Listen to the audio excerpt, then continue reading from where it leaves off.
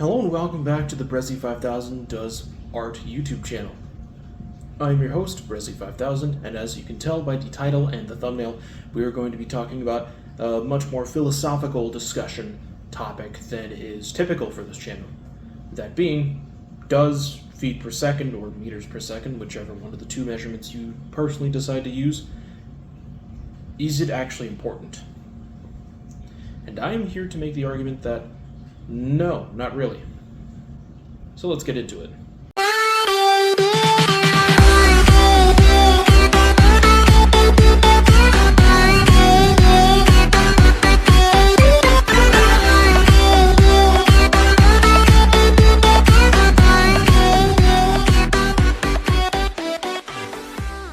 The impetus for the creation of this particular video actually starts with, appropriately enough, a review that I am doing on the Nexus Pro X. I have already released some trailers for the review, but that doesn't matter right now. What does matter, however, is that this hits about 200 feet per second and is exclusively half-length magazine fed,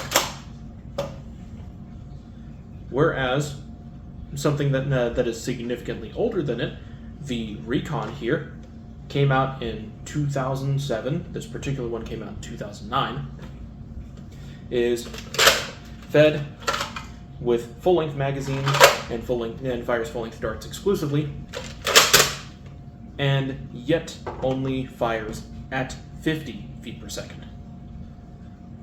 Now, from an objective standpoint, when it comes to feet per second mattering, let's say for the sake of argument that it does.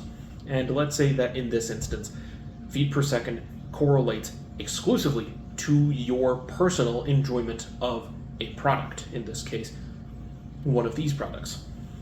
Well, in that instance, the Nexus Pro X would be a significantly much more fun blaster to use because it has a significantly higher feet per second count compared to the Recon. But that just isn't the case. At least in my personal view of things. I personally actually get significantly more enjoyment out of the Recon a stock blaster as opposed to one that is capable of hitting well in excess of 100 feet per second. And the reason why simply comes down to purpose. Things like the Nexus Pro X and the Prophecy here, for example, are both purpose-built for the exclusive use in competition. And competition is something that I personally don't really ever participate in. In fact, when it comes to the use in the general field conditions, I personally don't ever really find myself participating in any events like that, where it's out on a field in a public park or whatever, against other people, potentially with bystanders coming into the mix. That's just not something that I ever really find myself in. Meanwhile, my backyard or my front yard or even the inside of the house here, I find myself much more in good company with something like this for a house war, simply due to the fact that it is capable of not damaging anything in the home. However, that isn't to say that something with a higher FPS cap is useless. After all, I have at this point modded my fair share of Nexus Pros. This one specifically, Cause of Action, hits about 130 feet per second, which is the absolute highest end of HVZ, and that's what I intended this for. Meanwhile, the Gucci Gamer Nexus Pro, my competition build, as you can kind of see, I've already taken some of the accoutrements off of this just to make it a little bit lighter at this point, because it hangs on my wall more often than not.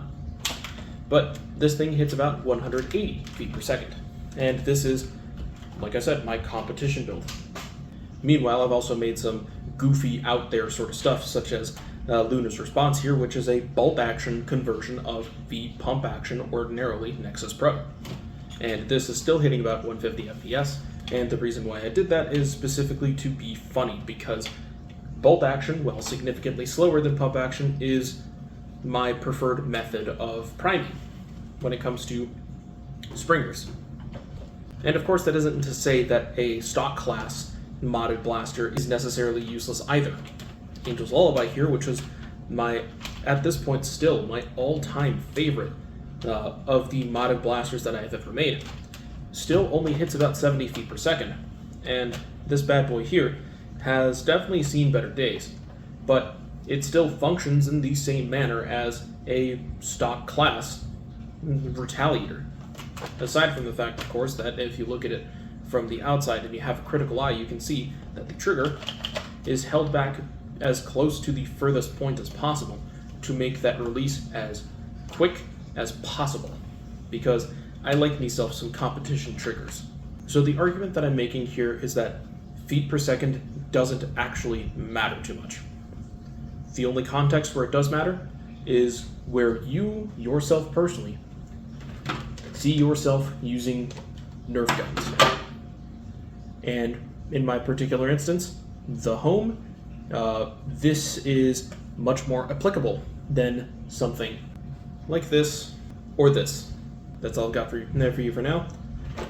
History video on the Red Strike Recon and review of the Nexus Pro X coming soon. Stay tuned, and I'll see y'all later.